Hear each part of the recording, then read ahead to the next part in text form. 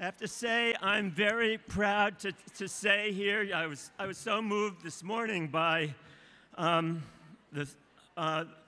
speaker who apologized for her own community of white Christians who have voted in the Trump administration. I want to say that I'm very proud to be a part of a community of Jews who don't think of ourselves as white. We don't think of ourselves as white, who voted 70% for Hillary Clinton, 70%. Next to African Americans, the largest percentage of people not voting for Trump of any of the constituencies that you can think of in the United States. So, and I'm also proud, very, very proud, to be a friend and ally of Marianne Williamson, whom I've learned so much from. Wonderful, incredible, incredible leader. And thank you so much, Marianne, for having me here. Got a lot of stuff to talk about because we have a lot of, we've been talking about things that unite us and things that we share and what we can do together, but we need a strategy.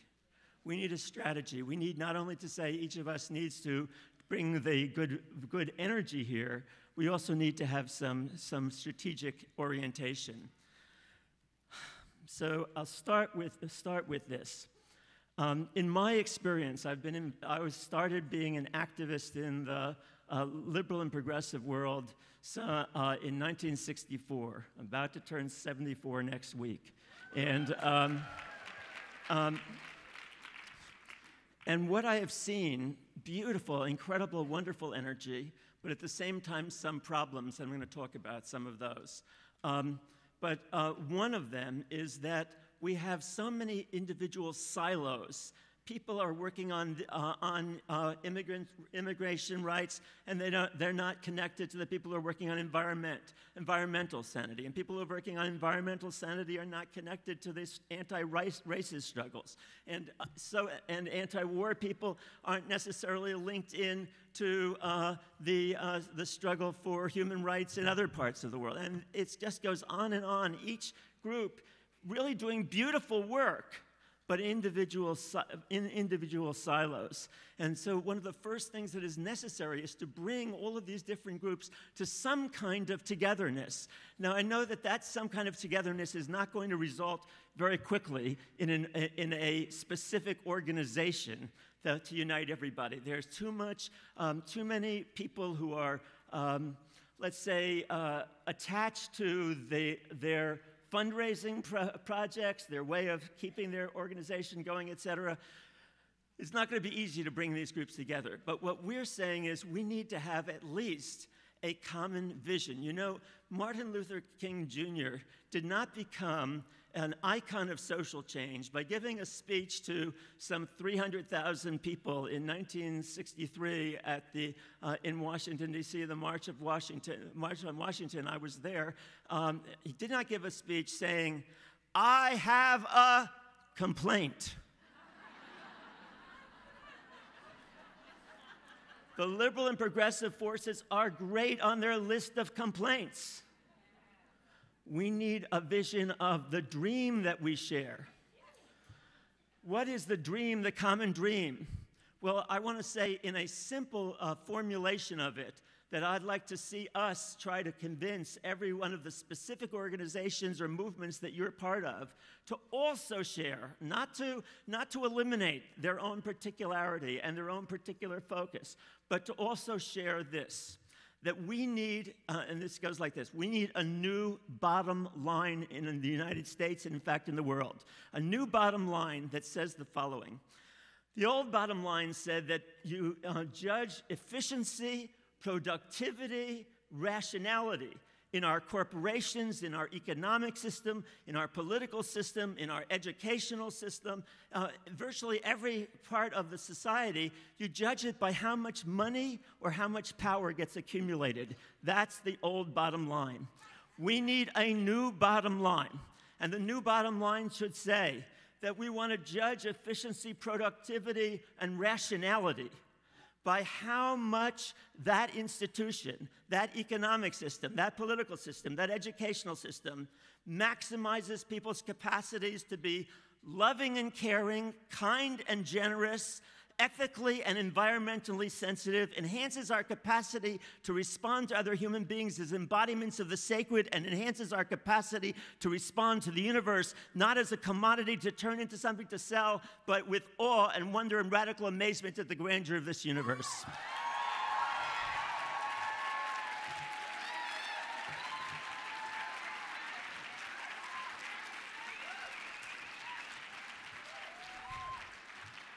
Get every organization, get every movement that you're part of to begin to articulate that. And people will suddenly understand more of what it is that we're for and not what we are just against. So I want to ask you to become activists and do this first step. Go into social change movements and ask them to adopt the new bottom line, not to replace all the other things, but to add it on so that people know that wherever they go in the liberal and progressive world, they're hearing one thing that unites them, that one line, that 10-second soundbite, okay? That one line that makes it possible for people to see what it is that we really want. We want a world of love and caring and kindness and generosity and ethical and environmental sanity and awe and wonder at the grandeur of the universe and treating other human beings as embodiments of the sacred. That's what we want. You see what I'm saying? Okay? But we have to bring that.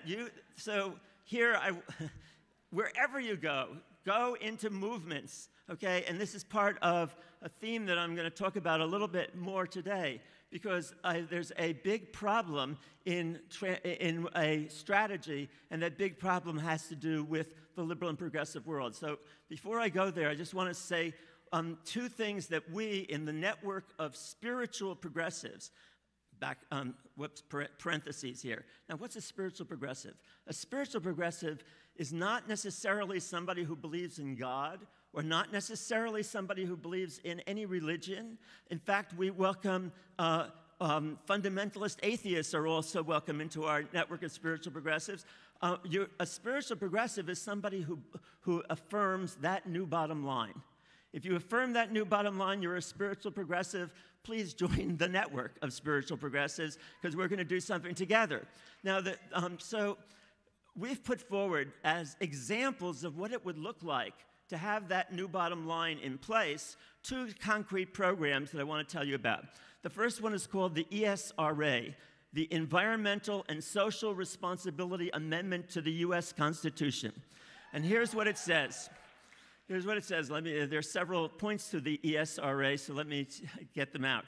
Number one, it says, all elections on the national and state level must be publicly funded and no other money allowed. This is different than there are other people, the move to amend people, a number of other people with amendments, they are inadequate. Each one of them gives power to Congress to decide how much each every 2 years. What's the limit? No money from any source other than public funding, okay? Only public funding and no other monies allowed. Okay, that's point number one. Point number two, you'd think, okay, is that getting money out of politics? No, why not?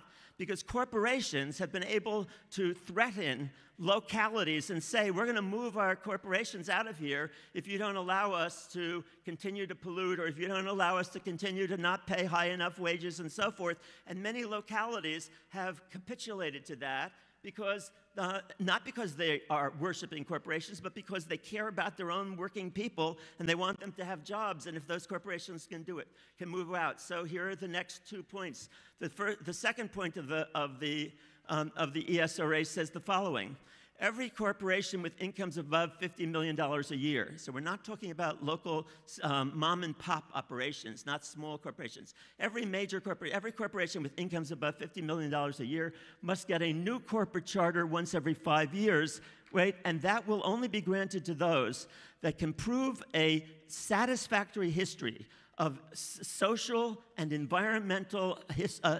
responsibility to a jury of ordinary citizens. okay?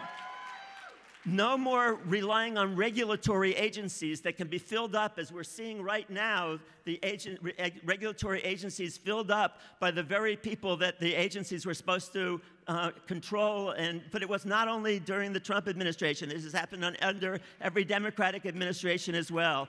We have to give back that power to ordinary citizens. And those ordinary citizens will be able to hear testimony from people all over the world who have been affected by the operations of that corporation.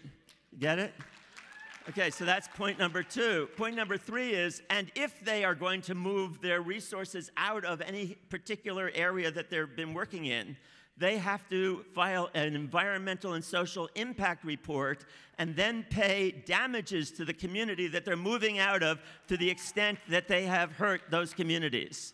And finally, the fourth part of ESRA is requiring environmental education from every level, from kindergarten through graduate or in professional schools at the appropriate levels, so that everybody really understands that this planet is facing a major crisis, and that we have to fundamentally change. We have to educate people about that, so that's the fourth part. So this is the Environmental and Social Responsibility Amendment. This is what it would look like to have a new bottom line. Okay, here's the second part, second program of the Network of Spiritual Progressives. We're calling for a new understanding of what will get us homeland security. When people are worried about security, they are not crazy. There's a reason to worry about security. But the way to get security for the United States, we're saying, is to change the paradigm. The current paradigm is to say that the way you get security is through a strategy of domination. We're going to dominate either politically, militarily, economically, or through cultural penetration, or diplomatically. We're going to dominate as much of the world as we can. That's what will give us security. We are saying, no, in place of the strategy of domination, we want a strategy of generosity. The strategy of generosity manifested in a global and domestic Marshall Plan to once and for all end, not ameliorate, but end global and domestic poverty, homelessness, hunger, inadequate education, inadequate health care. Now, you see, these are both manifestations of the new bottom line. And by the way, I want to tell you that the Global Marshall Plan, and by the way, if you go to our website, you can read the new bottom line there. You can read the ESRA at tikkun.org, tikkun.org/ESRA, or the Global Marshall Plan at tikkun.org/GMP for Global Marshall Plan. The Global Marshall Plan program has been introduced several years in a row by Keith Ellison. And a shout out to Keith. Bernie mentioned his campaign last night, but there's something you can do. Keith Ellison was one of Bernie's key representatives on the platform committee of the Democratic National Convention. He's now running to be chair of the Democratic National Committee. And each of you comes from some district where there is a representative onto that Democratic National Committee. You got to find out who that is and call them up and say it matters to you to have somebody who represents the consciousness that Bernie spoke about last night, and that represents the Global Marshall Plan, because Keith has introduced the Global Marshall Plan resolution, and his office told me that they're going to reintroduce it today in honor of this event. Okay,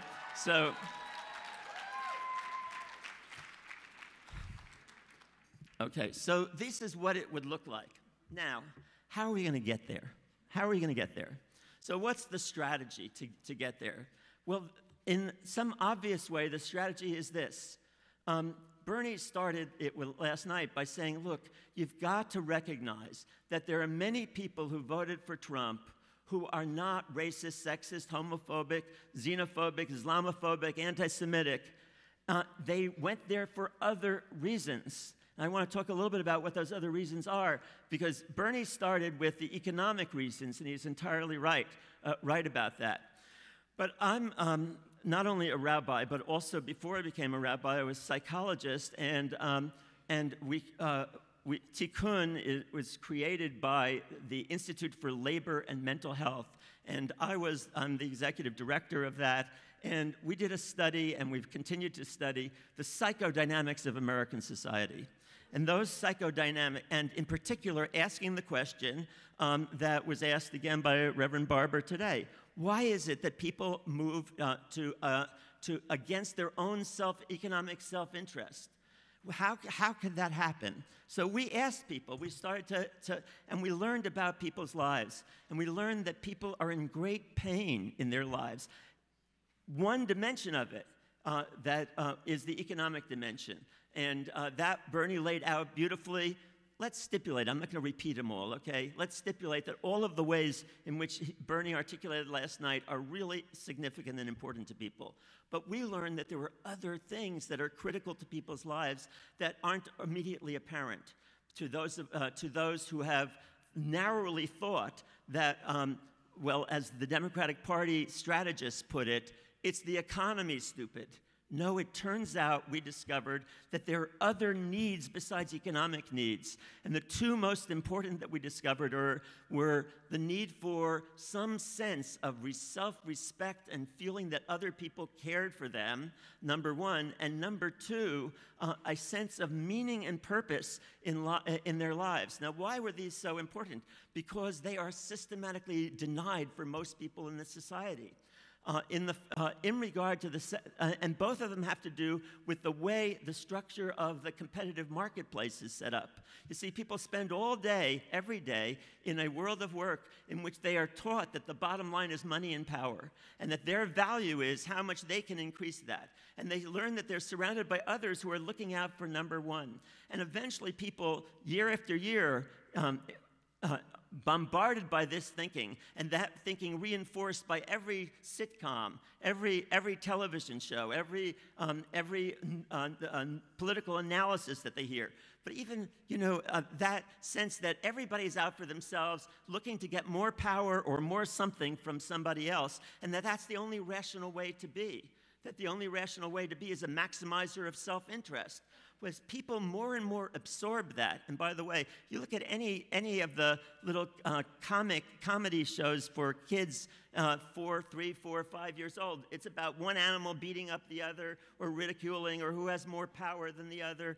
Very, very, and just up to for the more sophisticated shows that we see from on television. They're all about who's going to win, who's going to have more power, who's going to have more control, or who's going to have more money. So we want to say, okay, that indoctrination eventually seeps in. So more and more people come away from the world of work thinking, hey, this is a world in which everybody's out for themselves and I need to be out for myself.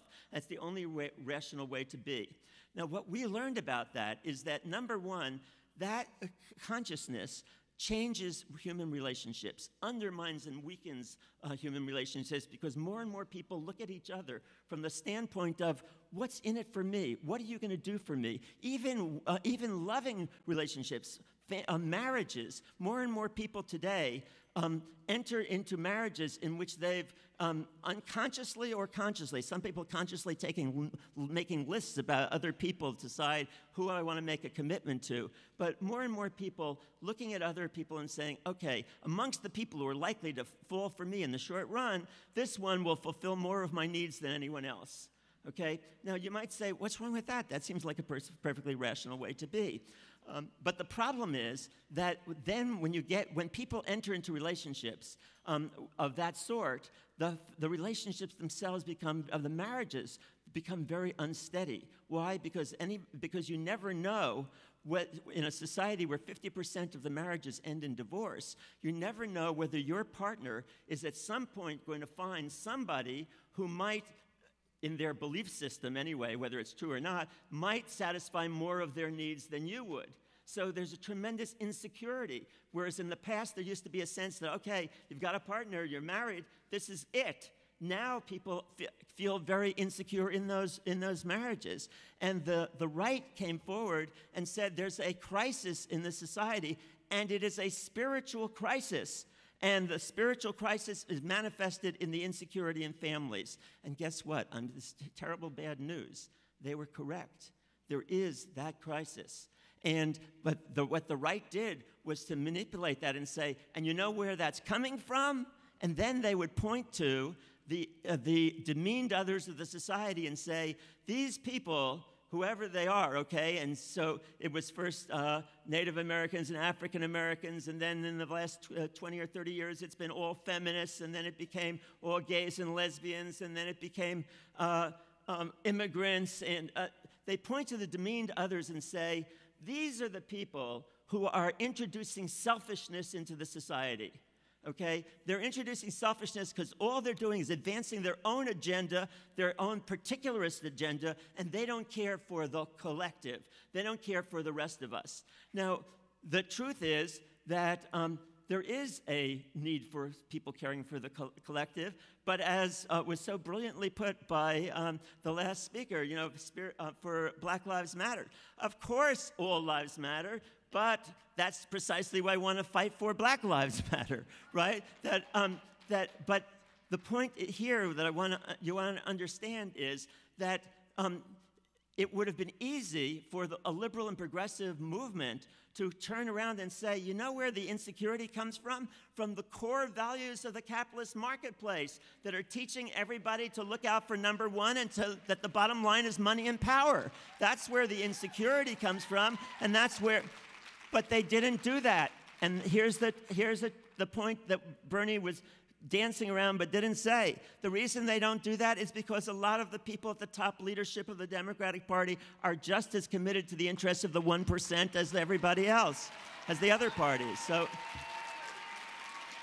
So they have to avoid really addressing the way in which our economic system privileges selfishness, privileges materialism, privileges the worst values in the society, and they're not willing to go there. We have to be willing to go there. Do you see what I'm saying? We have to be able to challenge the values that are brought through the marketplace. But what did they do instead? Here's what they did. They said, oh, those people who are being attracted to the right, the only reason they're being attracted is because they're racist, they're sexist, homophobic, and et cetera, right? So that's a terrible, tragic error, because it turns out that many of those people were being attracted because the right was talking about a real problem with a crazy set of solutions, okay? And this is a general point that I want you to absorb. Whenever you see groups of people who are engaged in activities that are crazy or self-destructive, always ask yourself, instead of saying, let me find some nice put-down words to explain what's wrong with those people, instead go here.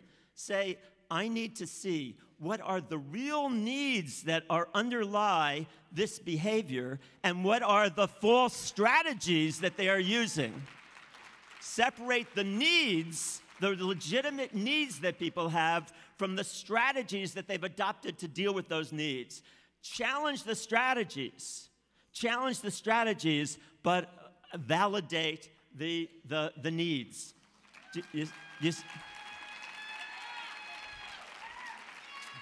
So this is core to the strategy that we need. The strategy for us now is to win away from Trumpism, that sector, or at least a part of that sector. Now, don't get me wrong. I definitely know that there's a sector of the Trump constituency that is racist, sexist, homophobic, and they've got them all represented in their cabinet and so forth. I know that, okay? Not denying that. Not denying the racism, sexism, homophobia, xenophobia, Islamophobia, anti-Semitism, et cetera, that exist there. Okay? But they are not the totality of that group. And we would be able to change America if we just were able to win back the people who are not primarily coming through that part, if we spoke to their hearts and their needs. That is the strategy. That is a strategy that will work to change the society. But we can't do that unless the liberal and progressive forces change in a number of significant ways. I've mentioned the first one. We need to stop just to add on to our individual silos a shared vision of what we are for, not just what we are against. That's number one. Number two, we need to stop blaming and shaming the people who are not on our side. Do not assume that they are the evil ones and we are the good ones, okay? That is not a strategy to win. Okay, we want to, okay, in other words, let's say that you are convinced that the people are really screwed up, that they've gone in that direction. Fine, but we want to win, not just be right, okay? Do you know what I'm saying? We want to change the society. We are not doing any favor to the people who are being most screwed by this new administration if all we talk about is how bad the people in power are and keep on revealing it. Resistance is extremely important, but it is not a strategy to change. A strategy to change is one that wins people from the other side back to our side. So if you just see, so think strategy. Think strategy. Yes, that doesn't mean I'm against demonstrations. On the contrary, I love those demonstrations. They're very, very valuable, okay? We have to challenge and oppose the policies. But there's a big difference between opposing the policies and putting down the people who articulate those policies or support those policies. A big difference, okay? We can see the humanity and affirm the humanity of many people who are backing destructive strategies and speak to them. So stop the shaming and the blaming. Now, why is the shaming and blaming so critical? Because of a second thing that we learned, which is that there's another element of the global capitalist society that has been internalized by huge numbers of people, and that is the false belief that we live in a meritocracy.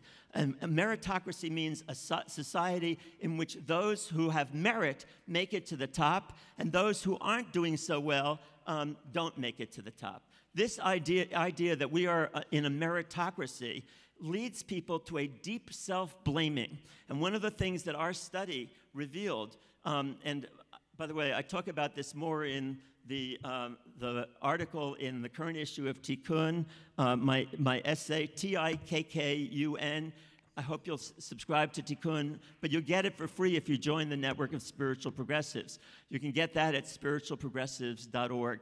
But anyway, the meritocracy gets absorbed into people so deeply that they not only take that about their economic lives and say, well, if I'm not making it, it's because I didn't deserve it. I didn't work hard enough. I wasn't smart enough. I wasn't something enough. Virtually, in the study that we did of thousands and thousands of middle-income working people, we found that almost every single person in the society has a secret story of why their lives aren't all that they should be, and they blame themselves for it. Almost everybody is holding a self-blaming story. So that is tremendously disempowering. And by the way, here's a problem with some of the pop psychology and pop spirituality. When the pop psychology and pop spirituality says, you make your own reality, that reinforces the self-blaming for huge numbers of people, okay? Because the truth of the matter is that we may make our own reality, but within circumstances that we didn't choose and over which we don't have a great deal of power until we get together to change that. There is an economic structure. There's a political structure. We didn't choose this, and it's not our fault that it's there. So, but most people internalize the self-blaming and say, oh, well, if I'm in a society, I can't find a partner who isn't just looking out for themselves. That's not because something is wrong with you. That's because there's something wrong with the society that's been educating people to believe that the only way to be rational is to be a maximizer of self-interest. See what I'm saying? So people feel like it's really hard to find the appropriate partner. That's not your fault. That's the fault of a social order that doesn't actually encourage people to be loving and instead encourages them to be looking out for number one. Okay, these are a lot of ideas that I'm pouring out very quickly and that you can read about. my book, which was a national bestseller when it first came out, The Left Hand of God, Taking Back Our Country from the Religious Right. The Left Hand of God is on sale outside, and if you can also get it online, you can order it from, well, wherever. Yeah. But that lays it out in more detail. But you'll also find it when you go to tikkun.org and look at our sliding show at the top of tikkun.org. They have my fuller exposition, at least a part of this, of overcoming Trumpism. So, okay, so I'm putting out, I want to say to you here, there are these things that we can do, but we need to think more deeply and challenge. So what's the way to challenge? Okay, we need to develop, okay, wait, there's a third problem in the liberal and progressive world that I forgot to mention. Okay, and that is, and I know it's not here in this room, but it's another thing that you can help us with by going into the liberal and progressive institutions and challenging them there. Okay, 5 minutes, okay, I got it. And that is a pervasive religiophobia in the liberal and progressive world. Now, you may not recognize it. A lot of people in the liberal and progressive world don't recognize it, just like before there was the women's movement, most people didn't recognize the sexism. Before there was a gay and lesbian movement, most people didn't recognize the homophobia.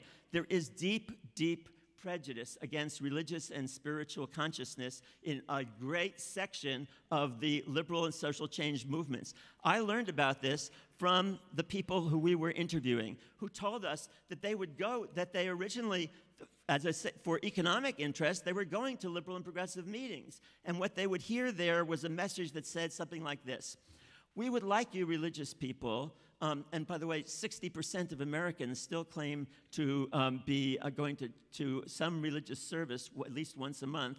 70% say they believe in God. So you want to make a democratic transformation of America? You've got to stop the religiophobia. But what they told us is they go to in those contexts and they hear people talking, not the speakers, not the official, but in the culture of the liberal and progressive world, they hear people saying stuff that essentially goes like this: we want you to be here in our demonstrations. We want you to vote for our candidates. But basically, we think you're at a lower level of psychological development if you still need some God figure in your life or some of this religious stuff. You actually are not as smart as the rest of us, but if you hang out with us long enough, we hope you will evolve to the higher level that the rest of us are on. Okay? This is a part of the culture that, so, I mean, when I was talking about this, when my book became a national bestseller, I had many different times, but I'll just give one example. A woman gets up and asks me a question, or tells me, makes a comment. She says, this guy I was really interested in called me up and asked me if I could go out for a walk with him on Sunday morning. And I said, I can't. I go to church Sunday morning. He said, you go to church? I thought you were a liberal. Okay, that is so pervasive, and I know it doesn't ring a bell immediately to you, but go into liberal or progressive movements, and you'll hear it over and over again in the culture, not in the official documents or anything like that. We have to challenge the religiophobia. First of all, it's wrong, but secondly, it's also destructive to our ability to reach out to the majority of Americans who take their religion seriously. And when you put down their religion, they feel that you are basically saying that you are inferior, that they are inferior. So over and over again, the self-blaming that they got from the meritocracy and from the larger society is getting reinforced by the messages given by the liberal and progressive world. We're saying, and why don't we take that on? Well, in part because so many people in the liberal and progressive world actually believe there is a meritocracy. They actually believe, wait a second, I'm more successful in my life because I'm smarter. I'm more together than these other people. We have to challenge that. So we've set up a training for how to be an activist in moving into those communities. We need to create a tribe, an empathy tribe of hundreds of thousands of people who will go into neighborhoods of the red states and the red counties in your own state, even if you're from a blue state, and talk to people with an empathic consciousness. But to get to that point, we have to first work on that empathy tribe needs to go into the liberal and progressive world and change the culture enough so that people are not over and over again hearing the kind of message that was symbolized by Hillary Clinton saying that 50% of the Trump supporters are a bundle of deplorables, okay? Because that makes people feel terrible and makes them feel angry at you. How can you look down on me all the time? Instead, we should be affirming their humanity and then welcoming them into a different kind of movement. So we're doing a training. I'll just finish here. If you're interested in learning, we have 100 people who are going through the current version of the training, but you can learn more about it, and you can do it online wherever you live. It's CAT, C-A-T. She spoke this morning on the panel, the religion panel, cat@spiritualprogressives.org. And if you email her, she'll tell you how to become part of the next training as soon as we set the date for that. The training is a step in the direction of building an empathy tribe of hundreds of thousands of people who can first change the culture in the liberal and progressive world, and secondly, change how we are perceived in the rest of the world. So this is the path to build the love revolution. We need a love revolution, and this is the way to do it. We need to be not just repeat the word love, but also affirm a whole vision of a world based on love. Now, if you very last point, if you think I'm being unrealistic, you're probably right, because what the word realistic has come to mean is what the people with power and the people in the media and even liberal politicians will tell you is realistic, because they're accepting realism based on their framework of what can be actually changed immediately within the context of the power arrangements that we have. So to believe in God, from my standpoint, Kat talked about it this morning, is to believe there is something in the universe. There is a power in this universe that makes possible the transformation from that which is to that which ought to be. So I want to say to you as my final words here, don't be realistic, okay? Do not waste the rest of your time on this planet giving money, giving energy to programs that are partial but aren't really what you really believe in, but you've been told, that this is practical and it'll work. Instead, use the time that you have on this planet to go for your highest vision of the good. That new bottom line may be it. I hope you'll join with us. Stay strong and go for your highest vision. Thank you so much.